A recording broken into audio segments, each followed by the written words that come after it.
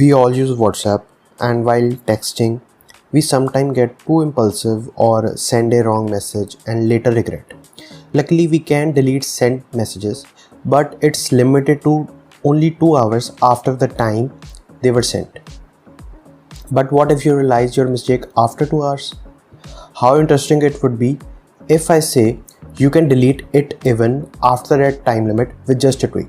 So I can bet on that this is going to be a life-saving hack for many. Follow the steps as it is in the same order for the hack to work.